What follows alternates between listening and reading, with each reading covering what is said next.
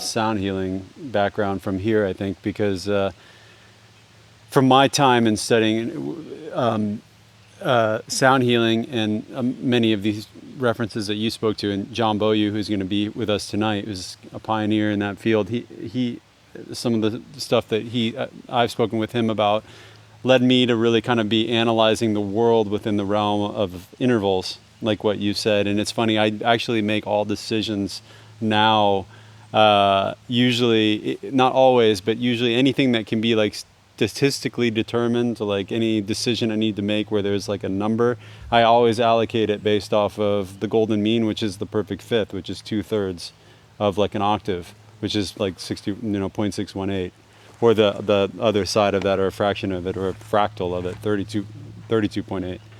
And so I think it's a good time to talk a little bit about like our backgrounds in sound healing was how you guys came together, right? Like you met, I think. You want to talk about that a little bit, and your background in sound healing? In the International Sound Healing Conference was in its, like, I think, 13th or 14th of 26 years of existence. Laaraji had been with it from the beginning. It was the brainchild of Jonathan and Andy Goldman in Boulder, Colorado, and it was bringing together people from all over the world for an 8 to 10 day immersion residency at this beautiful space in Colorado on a ranch that is a dedicated spiritual community. So Laaraji had been part of that as faculty since its inception, and I attended an event that Jonathan and Andy were doing at Rowe Conference Center in Massachusetts. It was a short, like a 4-day weekend event, and had no intention of going to the intensive. This was in mid-May, and the intensive is in early July. And dear friends of mine had attended the intensive a year or two prior, connected with Laaraji, connected with Jonathan and Andy, told me about it. It was interesting, but I wasn't that drawn. And at Rowe, Andy said, well, why don't you come to the intensive? I said, Andy, this is already May. You're talking July. Oh, I don't think so. And then I couldn't shake it. It kind of like was planted, that seed was planted.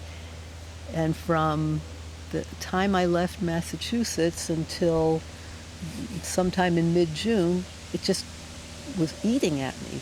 And I kept thinking, I can do it next year. I don't want to do this back to back anyway. But I did.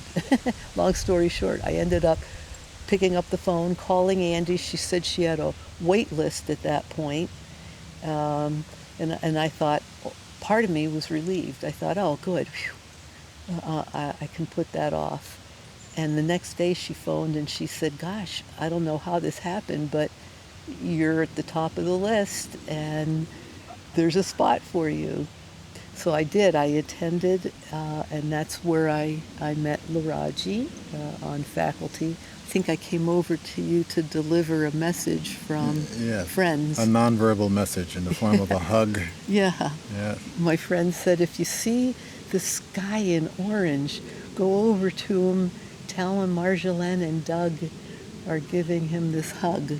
Right? Yeah. In the dining hall. Yes.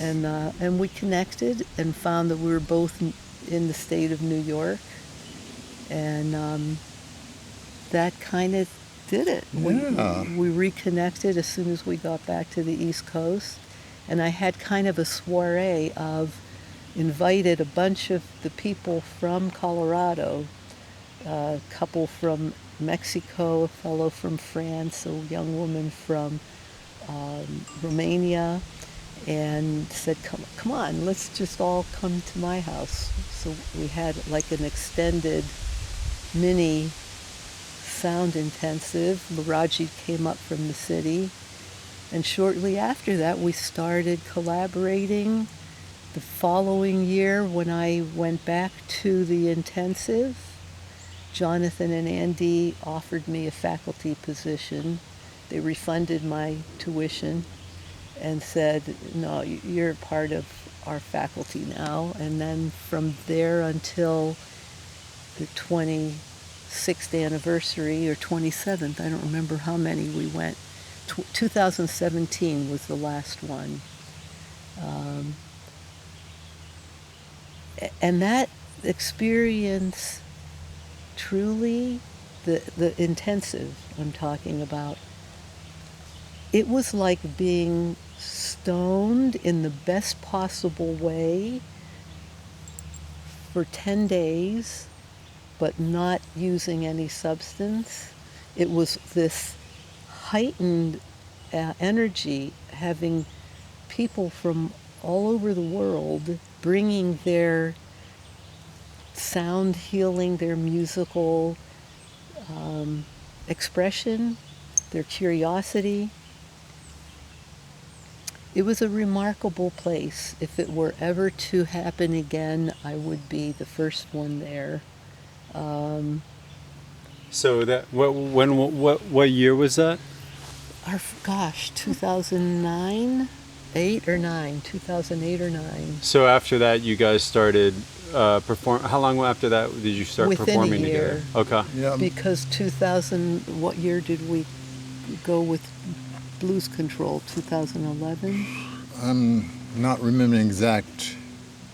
Because shortly after we started doing a young group called, well, a duo, Blues Control.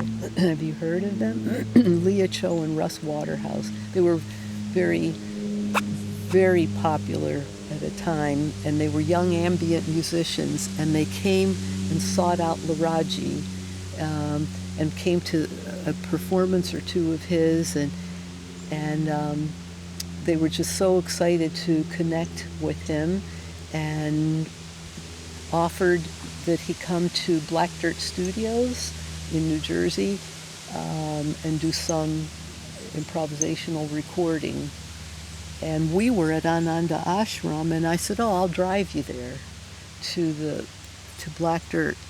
And when we got there, Leah, I had never met them. Leah said, "Well, oh, you're a musician. Do you want to join us?" I said, "Well, okay." I just really came to give him a ride, and we recorded for like 6-7 hours nonstop. Wow.